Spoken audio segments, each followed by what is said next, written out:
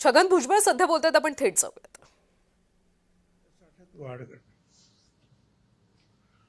मग मुद्दा आला की जिथे पाईपलाईनद्वारे जो गॅस घराघरातून आपण जातो, PNG आपण ज्याला म्हणतो, घरातून जातो काय कमर्शियल यूजसाठी ज्या त्यांनी सुद्धा PNG घेतलेले आहेत. पण अनेक ठिकाणी जे आहे PNG मिळण्याची व्यवस्था असताना सुद्धा अनेकांनी ते PNG घेतलेलं नाही. बघा, मी तुम्हाला काय परत सांगतोय, जिथे PNG गॅस पाईपलाईन्सने मिळण्याची व्यवस्था आहे त्या ठिकाणांबद्दल मी बोलतोय. उदाहरण नाशिकला आहे, मुंबईला आहे, पुण्याला आहे, बहुतेक महानगरात काय, पण ती येवल्यात नाही आहे असं त्याचा अर्थ आहे. तर जिथे ह्या PNGची व्यवस्था आहे तिथे 3 महिन्याच्या आत तुम्ही सगळ्यांनी जे आहे, मग घरगुती असतील, कमर्शियल असतील, कोणी असतील, त्यांनी अर्ज ताबडतोब करणं गरजेचं आहे. आणि हे अर्ज जे आहेत हे विशेषतः आमचे जे प्रत्येक जिल्ह्यामध्ये, खरं म्हणजे वेगवेगळ्या कंपन्या, खूप कंपन्या ज्या आहेत त्यांना वेगवेगळे जे आहेत भाग वाटून दिलेले आहेत PNGसाठी. एवढं काय छापणं काही सोपी गोष्ट नाही आहे. आता उदाहरण फक्त सांगितलं, मुंबई आणि ग्रेटर मुंबईसाठी जे आहे महानगर गॅस आहे, ठाण्यासाठी महानगर गॅस, परंतु अशी जी ही मोठी लिस्ट आहे. आता या प्रत्येक ठिकाणी जे आहे कुठे कुठे द्यायचे आहे लोकांना, कधी कधी ते अर्ज कदाचित समजत नसतील. तर माझं म्हणणं असं आहे की आमचे जे जिल्हा पुरवठा अधिकारी वगैरे जे आहेत आमच्या डिपार्टमेंटचे, त्यांच्याकडे ते अर्ज द्या की मला PNG मला हवे आहे, अमुक अमुक माझा पत्ता वगैरे वगैरे जो काही फॉर्मॅटमध्ये असेल ते. आणि आपल्याद्वारे या आमच्या सगळे जे आहेत जिल्हा पुरवठा अधिकारी त्यांच्याबरोबर काम करणार, त्याला सगळ्यांना मला सूचना करायच्या, असे जे काही अर्ज असतील ते त्या त्या शहरांमध्ये हे काम करणाऱ्या ज्या कंपन्या असतील त्या कंपन्यांकडे ताबडतोब एक प्रत आपल्याकडे ठेवायची, आणि दुसरी प्रत ताबडतोब ओरिजिनल जी आहे ही त्यांच्याकडे ताबडतोब पाठवून द्या. आता उदाहरणार्थ जे आहेत, इथे जवळजवळ 12 कंपन्या आहेत, काही लोकांकडे नाही आहेत, परंतु आता महानगर गॅस आहे, 10,45,272 जे आहेत PNG कस्टमर्स आज आहेत. नंतर महाराष्ट्र नॅचरल गॅस लिमिटेड 10,45,252 त्यांचे कस्टमर्स आहेत. असे कमी जास्त कस्टमर्स आहेत आणि याच्यात सगळ्या कंपन्या आहेत. मुंबईमध्ये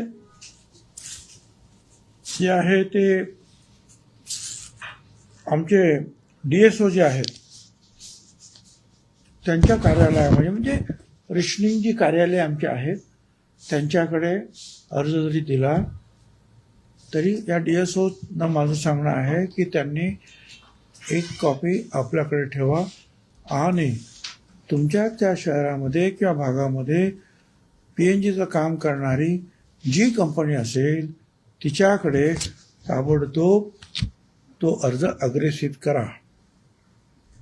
3 महिन्यामध्ये या सगळ्या ठिकाणी जर पाईपलाईनचं काम नाही झालं समजा, पण तुम्ही अर्ज केलेला आहे, तर तुमचं LPG बंद होणार नाही. कारण तुमचा हेतू घेण्याचा आहे, पण कदाचित पाईपलाईनचं काम पूर्ण झालं नाही तर तुमचं LPG बंद होणार नाही, पण तुम्ही अर्ज सुद्धा केला नाही त्यासाठी, तर मात्र 3 महिन्यानंतर तुमचं LPG बंद होऊ शकतं. हे कुणासाठी आहे? हे अख्ख्या महाराष्ट्रासाठी आहे का? नाही. जिथे पीएनजीचं काम सुरू आहे त्या विशेषतः महानगर किंवा शहर असतील त्यांच्यासाठी आहे. बाकीच्या ठिकाणी जे आहे LPGचं काम जे आहे हे सुरू राहणार आहे आणि कमर्शियलसाठी सुद्धा आता त्यांनी सांगितलं आम्ही जवळजवळ 50% जे आहे त्यांनी ते वाढवलेलं आहे. त्याच्यामध्ये कम्युनिटी किचन्स वगैरे जे आहेत ते सुद्धा त्याने घेतले आहेत. मगाशी सांगितले राज्यातील रिफायनरीमध्ये सुद्धा LPGचा पुरेसा साठा आहे.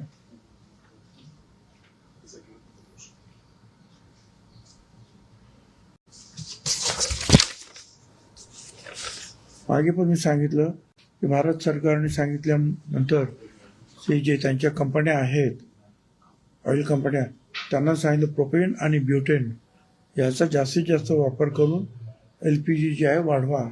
तर 2 लाख टनाची वाढ केली per day. 2 lakh ton production त्यांनी वाढवलेलं आहे. आणखीन एक गोष्ट तुम्हाला सांगायची आहे की अन्नधान्य जे आहे आपल्याकडे पुरेसं आहे. 3 महिन्याचं अन्नधान्य एकदम तुम्ही नेऊ शकता.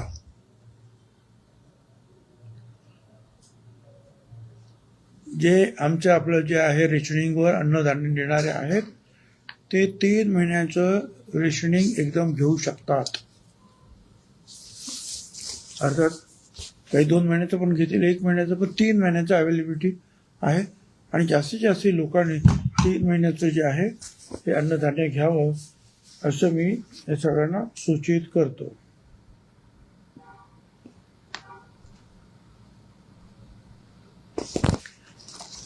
केरोसिनच्या बाबतीमध्ये सुद्धा आता एवढं करून सुद्धा कुठेतरी अडचण येते.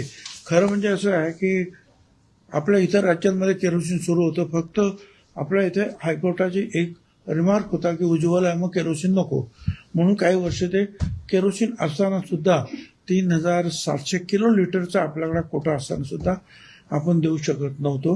परंतु आताच्या ह्या परिस्थितीमध्ये स्वाभाविक आहे की काही ठिकाणी काही अडचणी निर्माण होतात म्हणून आम्ही तो जो कोटा तो सन्मान्य हायकोर्टानं सुद्धा कळवलं आणि त्यांना सूचित केलं. त्यांनी सुद्धा त्याबद्दलची परवानगी दिलेली आहे आणि हे जे केरोसिन जे आहे ते वाटप सुद्धा आम्ही सुरू करतो आहोत. जे मोठे डीलर्स आहेत विक्रेते आहेत त्यांना संपर्क साधला जातोय, ते घेतील. त्याच्यानंतर मग ते छोटे जे विक्रेते आहेत त्यांच्याकडे ते केरोसिन जाईल. तर ज्यांना केरोसिन पाहिजे त्यांना ते केरोसिन ते मिळू शकेल. LPGचा साठा सुद्धा पुरेसा आहे. मग काय होतं तुम्ही अनेक ठिकाणी असं हे आहे की मग हे रांगा का लागतात. साधी गोष्ट आहे.